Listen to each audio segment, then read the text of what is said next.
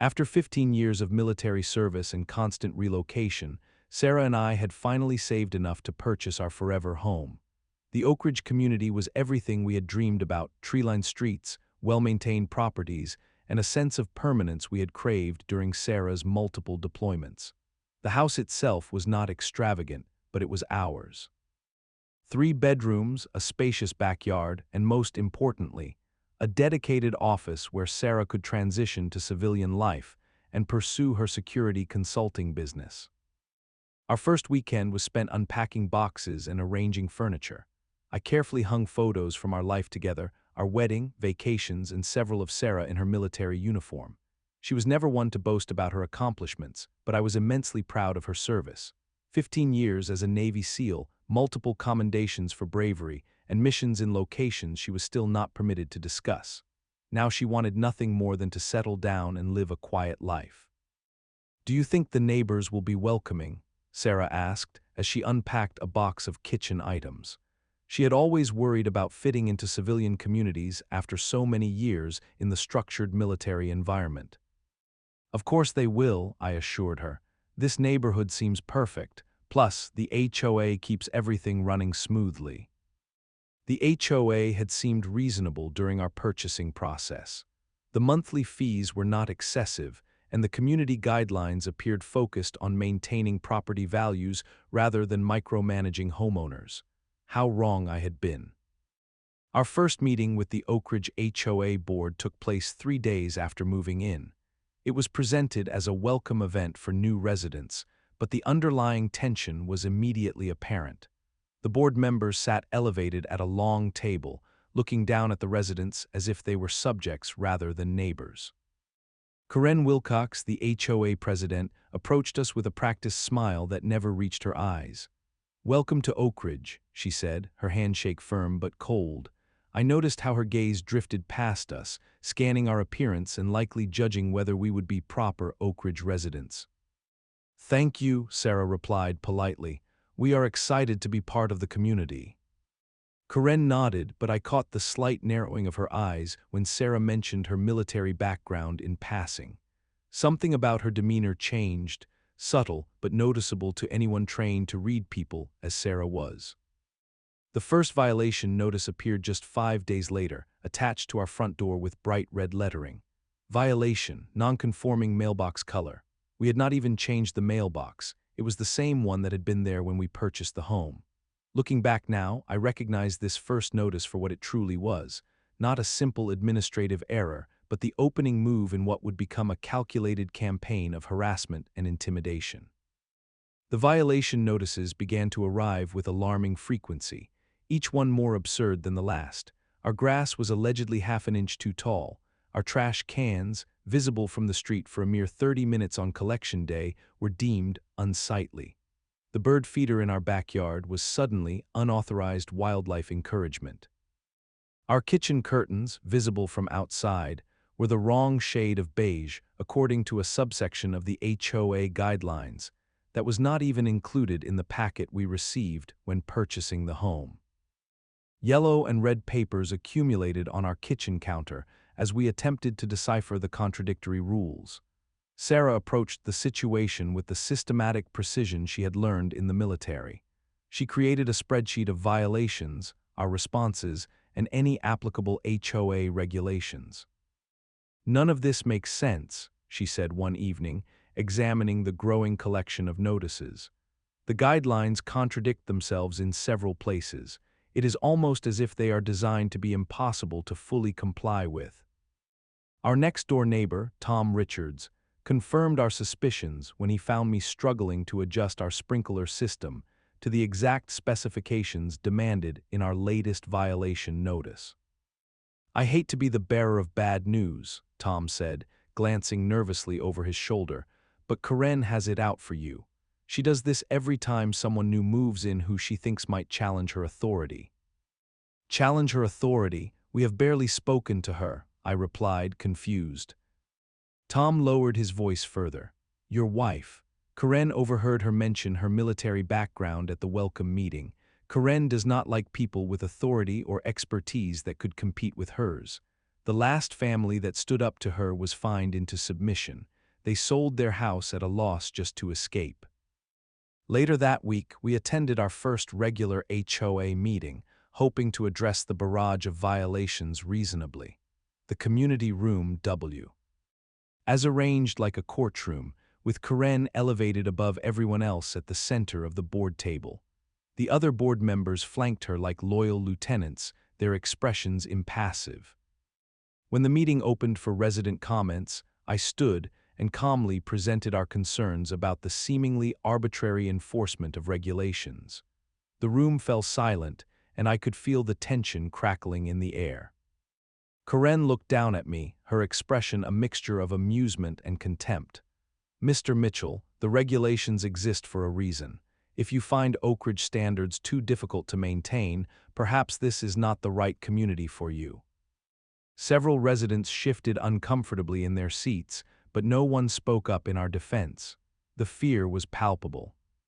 That evening during a neighborhood barbecue, we learned the source of Karen's unchallenged power. A longtime resident discreetly informed us that Karen's husband, Richard Wilcox, was the town's deputy fire marshal. This connection explained how she maintained her iron grip on the community. Building codes, fire inspections, safety permits, all fell under her husband's authority. "They are untouchable," the resident whispered. The last person who filed a formal complaint suddenly had fire code violations that cost them thousands to fix. The financial assault began the following week. Daily fines for unresolved violations started accumulating, despite our diligent efforts to comply with every requirement. When we fixed one issue, two more would mysteriously appear. The fines grew from $10 per day to $50, then $100. Our attempts to appeal were unanimously rejected by the board. Sarah remained surprisingly calm throughout this escalation. One night, as we reviewed our dwindling savings account, I expressed my frustration. "How can you be so calm about this?" I asked. "They are systematically trying to drive us out." She looked up from the papers, her expression serious. "In the military, I learned to recognize when I was being targeted. This is not random harassment, it is a coordinated strategy. They are testing our defenses, looking for vulnerabilities, and I do not intend to show them any." What we did not realize was how far Karen and her enforcers were willing to go to maintain their control over Oak Ridge. The violation notices and fines were just the beginning of a campaign that would ultimately reduce our dreams to ashes. The knock on our door came early on a Tuesday morning. Sharp, authoritative, demanding immediate attention. When I opened the door, Deputy Fire Marshal Richard Wilcox stood on our porch, clipboard in hand. Behind him, partially obscured but unmistakable, was Karen, her expression one of barely concealed satisfaction. "Good morning, Mr. Mitchell," Richard said formally. "We are conducting routine fire safety inspections in the neighborhood. I need to perform an assessment of your property." Sarah appeared beside me, her face neutral but her body language alert. She had been on enough missions to recognize an ambush when she saw one. "May I see the inspection order?" she asked calmly, "and the list of other homes being inspected today." Richard's smile tightened. "This is a routine procedure. I do not need specific orders to inspect properties in my jurisdiction." With no legal grounds to refuse, we allowed them entry. The inspection felt like an invasion as they moved through our home, whispering to each other, pointing at corners and fixtures that were perfectly normal. Richard's pen scratched loudly across his clipboard, each mark another blow against us. "Your smoke detectors are an outdated model," he declared, despite the fact that they were brand new and up to code. "The spacing of your electrical outlets presents a hazard," he continued, though they were standard in every home in the neighborhood. "Your water heater lacks proper ventilation," he added, ignoring the professional installation documents we presented. For nearly 2 hours, they scrutinized every inch of our home, manufacturing violations where none existed. Sarah watched silently, her military training evident in her composed demeanor and attentive observation. I could tell she was memorizing every false claim, building a mental case file. 3 days later, an official notice arrived by certified mail. The document demanded nearly $50,000 in necessary modifications to bring our home up to code. All changes had to be completed within 30 days, or we would face condemnation proceedings. "This is impossible," I said, staring at the outrageous list of requirements. "Even if these were legitimate issues, which they are not, no contractor could complete this work in 30 days. Sarah was already on the phone, contacting an independent fire safety inspector recommended by a former military colleague. The inspector, a retired fire chief with 30 years of experience, arrived the next day. He spent 4 hours examining our home, testing systems, and reviewing the citation list. "There is nothing wrong with your home," he concluded, shaking his head in disbelief. "These citations are fabricated. Your house exceeds current fire safety codes in most categories. I would be willing to testify to that effect if needed." Armed with his professional assessment, we requested an emergency board meeting to contest the violations. The community room was tense as we presented our case, supported by the independent inspector's detailed report and certification. Karen sat with a satisfied smile as she listened to our appeal. When we finished speaking, she did not even bother to review the evidence we had presented. "The board unanimously supports the fire marshal's assessment," she announced without calling for a vote. "The required modifications must be completed within the original time frame. Additionally, your independent inspection was conducted without HOA approval, which constitutes another violation with an associated fine of $500. As we left the meeting, several neighbors approached us with sympathetic glances but quickly dispersed when Karen looked in their direction. One elderly resident squeezed my arm gently and whispered, "They did the same thing to my son's family. They had to leave, be careful." That night, Sarah and I sat at our kitchen table, surrounded by violation notices, inspection reports, and financial statements. The clock was ticking on the 30-day deadline, and we both knew that complying with the fraudulent requirements would bankrupt us, while failing to comply could cost us our home. "We need to document everything," Sarah said, her voice steady. "Every notice, every interaction, every false claim. This is not just harassment anymore, it is criminal misconduct by public officials. There will be a way to fight this, but we need to be strategic." Neither of us realized that we were already out of time. The Wilcoxes and their HOA enforcers had already decided our fate, and they were prepared to take drastic action to ensure we could never challenge their authority again. The day before our 30-day deadline expired, there was unusual activity around our home. Multiple unfamiliar vehicles drove slowly past our house. A utility van parked across the street for hours, though no one seemed to be working in the area. Sarah noticed these details immediately, her situational awareness heightened by years of military training. "Something does not feel right," she said that evening, looking out through our living room blinds. "These patterns of surveillance are deliberate." At first, I thought her concern might be excessive caution, a habit formed during her years in dangerous combat zones, but I had learned to trust her instincts. "What do you think is happening?" I asked. "I cannot be certain," she replied, "but my training tells me we are being watched for a specific purpose. When someone monitors a target this closely, they are planning something imminent." She turned to me, her expression serious. "I think we should not stay here tonight." Again, I trusted her judgment. We packed overnight bags quickly and efficiently. Sarah moved with purpose, selecting essential documents, birth certificates, military identification, insurance papers, and a small fireproof box containing family mementos. She slipped these into her bag, along with a hard drive containing security footage from the cameras we had installed after the inspection. "Just a precaution," she assured me as we locked up the house, but I could see in her eyes that this was more than simple caution. We checked into a hotel 15 miles away.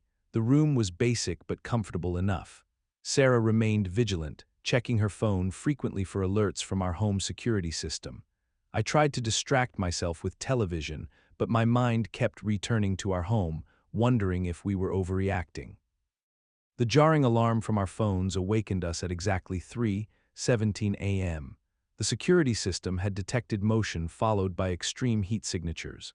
The camera feed showed flames already consuming our back porch, spreading rapidly toward the main house. The fire had been set deliberately at multiple points of origin. We dressed in seconds and raced to the car. The drive home was the longest 15 miles of my life. Sarah remained focused, her breathing controlled, but her knuckles were white on the steering wheel. As we turned onto our street, the orange glow in the sky confirmed our worst fears. Our home, our dream, was engulfed in flames. Fire trucks surrounded the property, firefighters battling the blaze that had already claimed most of the structure.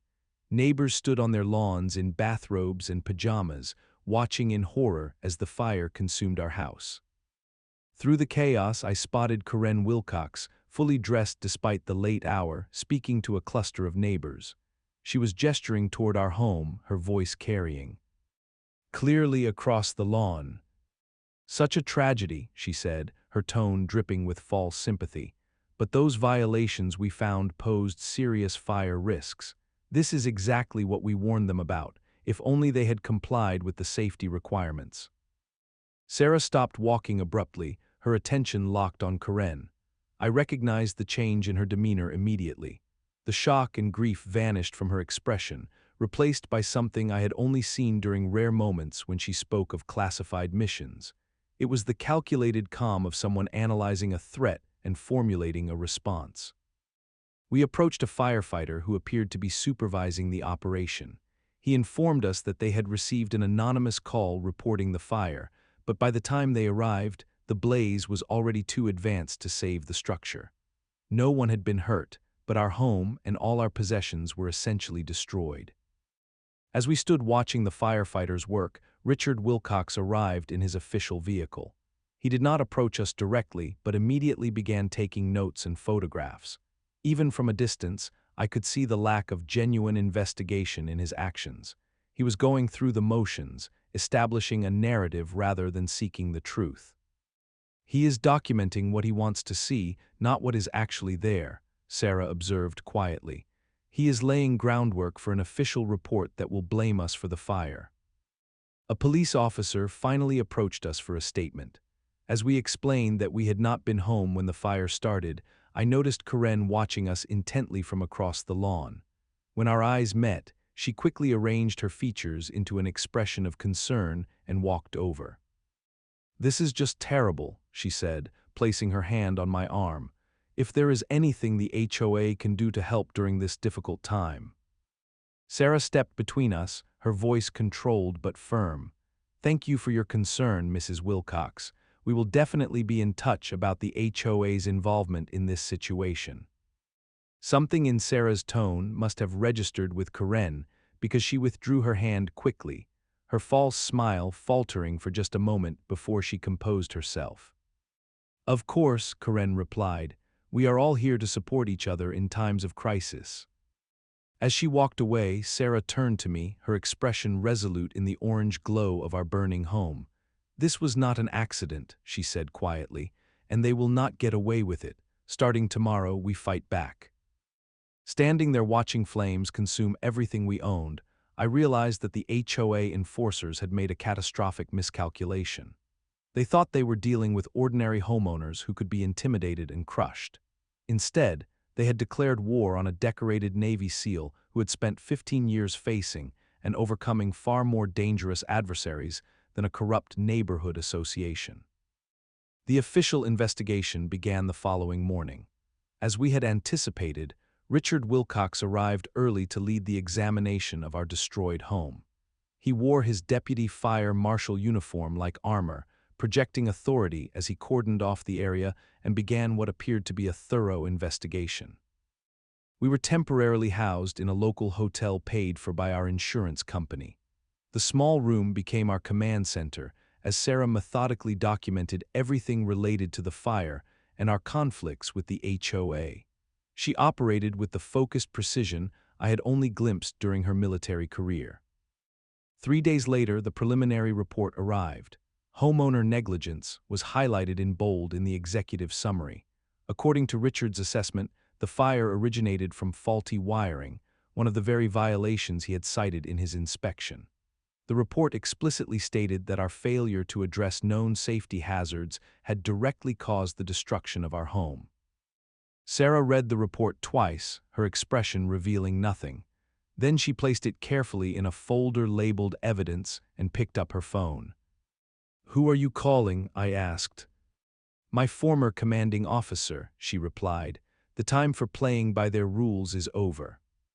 Sarah stepped onto the hotel balcony for privacy, but I could see her through the glass door. Her posture changed as she spoke, back straighter, shoulders squared, voice dropping into the authoritative tone I rarely heard outside of crisis situations. She was no longer my wife seeking help. She was Lieutenant Commander Sarah Mitchell activating resources. The call lasted less than 5 minutes. When she returned, her eyes held a determined gleam.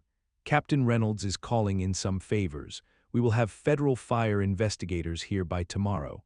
Arson cases involving military personnel can fall under federal jurisdiction under certain circumstances." True to her word, 3 black SUVs with federal government plates arrived in our quiet suburb the following morning. The team of investigators moved with professional efficiency, treating our burned home as the crime scene it was. They requested full access to the site, presenting documentation that overrode local authority. Richard Wilcox protested, but ultimately had no choice but to comply. The federal investigation proceeded methodically. Unlike the cursory local examination, these investigators collected extensive evidence, took hundreds of photographs, and used specialized equipment to analyze burn patterns and chemical residues. On the 3rd day of their investigation, the lead federal agent, Special Agent Thornton, requested a private meeting with us. In our hotel room, he spread photographs across the table. "These burn patterns are inconsistent with an electrical fire," he explained, pointing to specific areas. "There are multiple points of origin, which strongly suggests intentional setting. We also found traces of accelerant that would not be present in an accidental fire." "So it was definitely arson," Sarah stated, her suspicion confirmed. "Without question," Agent Thornton replied. "But there is more. Your neighbor across the street, Mr. Chen, provided us with security footage from his doorbell camera. He was afraid to come forward initially, but after seeing federal involvement, he felt safe enough to share this. He played a video on his laptop. The nighttime footage clearly showed Karen Wilcox and 2 other HOA board members approaching our property at approximately midnight on the night of the fire, 3 hours before the blaze was reported. They moved with purpose, carrying what appeared to be bags or containers. The video showed them disappearing around the side of our house, out of the camera's view, and reappearing approximately 15 minutes later without the containers. "This is damning evidence," Agent Thornton confirmed. "Combined with the physical evidence from the scene and the documented history of harassment, we have enough to proceed with a formal criminal investigation." Sarah nodded, unsurprised but grimly satisfied. "We need to ensure they do not destroy additional evidence while your investigation proceeds." "Already handled," Agent Thornton assured us. "We have secured warrants for their electronic devices and financial records. We also have agents interviewing other homeowners who may have experienced similar intimidation." The federal investigation quickly uncovered a pattern of corruption extending far beyond our case.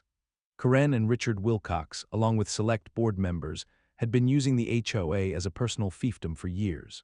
They targeted homeowners who questioned their authority, fabricated violations, imposed excessive fines, and even forced property sales at below-market rates to associates who would later flip the homes for substantial profits. Most disturbing were the previous, accidental fires in homes of residents who had actively opposed the HOA leadership. None had been thoroughly investigated, as Richard's position as deputy fire marshal had allowed him to classify them as accidents resulting from homeowner negligence. As evidence mounted, residents began coming forward with their own stories. The elderly resident who had warned us shared how her son's family had been driven out after challenging Karen's unauthorized use of HOA funds. Another neighbor revealed how Richard had found violations in his home after he nominated an alternative candidate for the HOA presidency. The tide was turning, but Sarah remained vigilant. They still think they control the narrative, she observed as we watched local news coverage that presented the fire as a tragic accident under investigation. Karen will try to maintain that control as long as possible. We need to be prepared for her next move. That move came sooner than expected. The HOA board called an emergency community meeting to discuss the fire and support the victims, an obvious attempt to control the narrative before the federal investigation became public knowledge. Every homeowner in Oak Ridge received a formal notice of the meeting, including us. This is their vulnerability, Sarah said, studying the meeting notice. They need to appear sympathetic and in control. They do not realize yet that we have outflanked them. As we prepared for the confrontation, I watched Sarah transform. The quiet, reserved veteran who had wanted nothing more than a peaceful civilian life was gone. In her place stood the strategic commander who had led elite teams through the most dangerous missions in the world. Karen Wilcox had no idea what she had awakened. The community center was packed for the emergency meeting. Neighbors whispered among themselves as they took their seats, their expressions a mixture of sympathy and curiosity. We deliberately arrived just minutes before the scheduled start, taking positions at the back of the room where we could observe everyone. Karen stood at the podium, perfectly coiffed and dressed in a somber navy blue suit that conveyed authority and appropriate concern. The other board members were seated behind her, their expressions similarly grave. Richard Wilcox was conspicuously absent, allegedly called away on official business. "Thank you all for coming," Karen began, her voice dripping with artificial concern.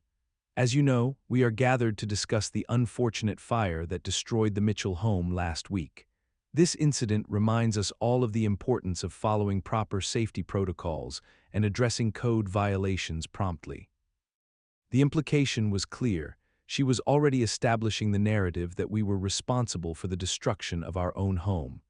I felt anger rising, but Sarah placed a calming hand on my arm. "Wait," she whispered, "let her finish setting the trap before we spring ours."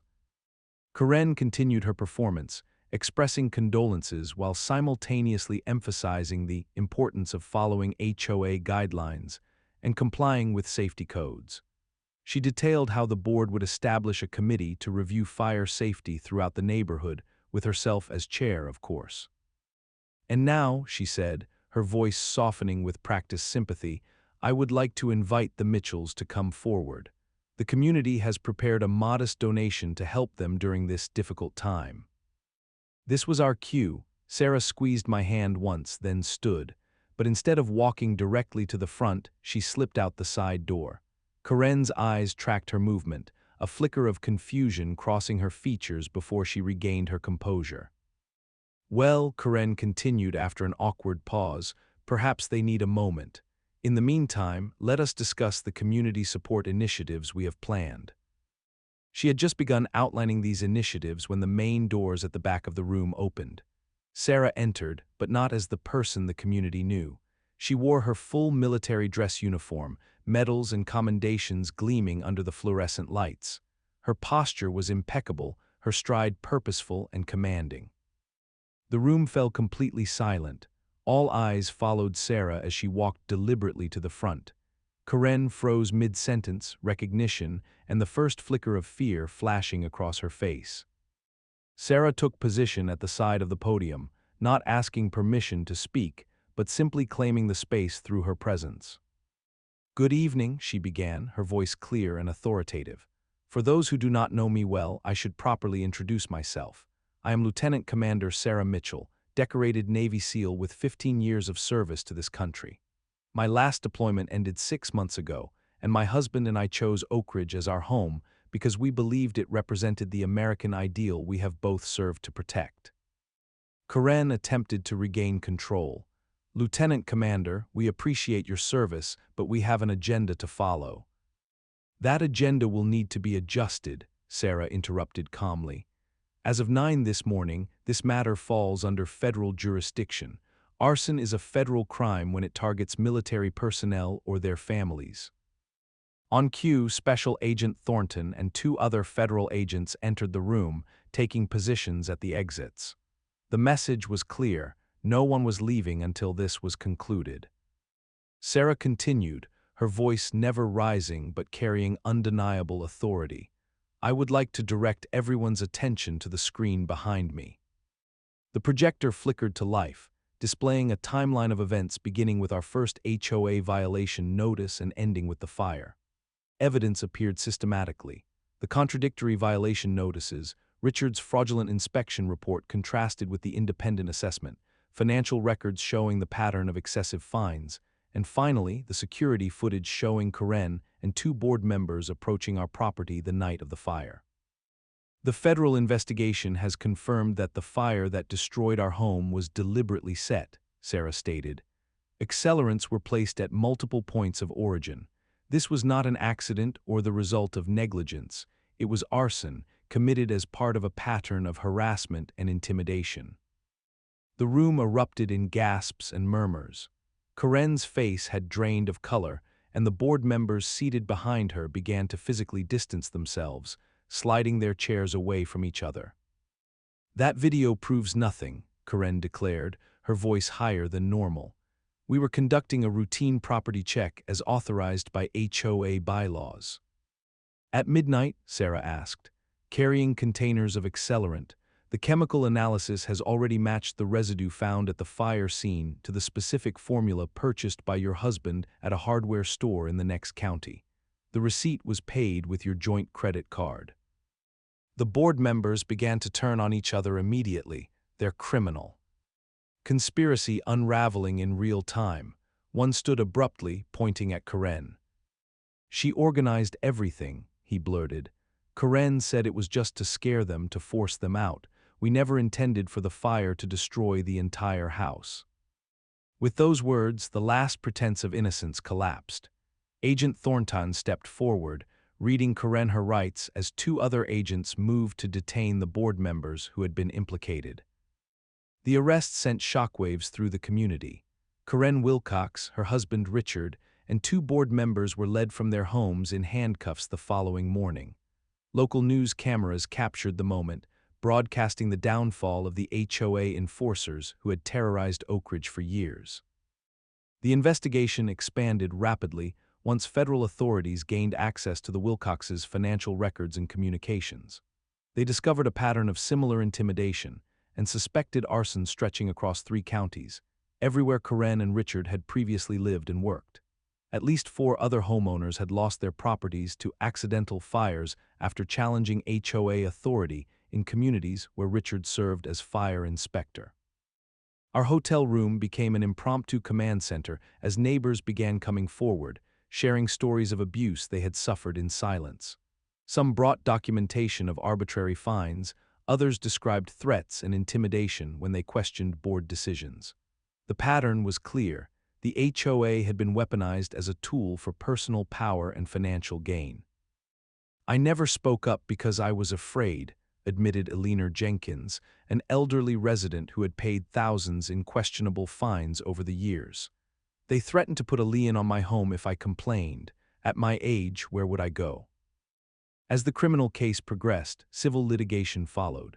Our attorney, a specialist in HOA law recommended by one of Sarah's military contacts, filed a class-action lawsuit on behalf of all residents who had suffered under the corrupt leadership. The evidence was overwhelming, and the insurance companies, facing clear evidence of fraud and criminal conspiracy, moved quickly to settle rather than face a public trial. The settlement was substantial, not just for us but for everyone who had paid fraudulent fines or suffered property damage. The funds would allow us to rebuild our home, but more importantly, they provided the community an opportunity to rebuild trust. 3 months after the fire, we held a groundbreaking ceremony on our property. The charred remains had been cleared away, and architectural plans for our new home were on display. But this was more than just the beginning of our rebuilding process. It was a community healing event. Neighbors arrived throughout the day, some bringing food, others offering tools and labor. Children played on the lawn while adults discussed plans for reforming the HOA with transparent practices and ethical leadership. The atmosphere was one of renewal and determination. I never imagined my military training would be needed in suburban America, Sarah remarked as we watched the community come together. But the principles are the same: identify the threat, gather intelligence, form alliances, and execute a strategic response. The rebuilding of our physical home progressed rapidly with community support, but the rebuilding of the neighborhood's governance took deeper work. Sarah agreed to serve on the committee drafting new HOA bylaws that would prevent future abuses of power. Her experience with military protocols proved invaluable in creating systems of checks and balances. 6 months after the fire, our new home was completed.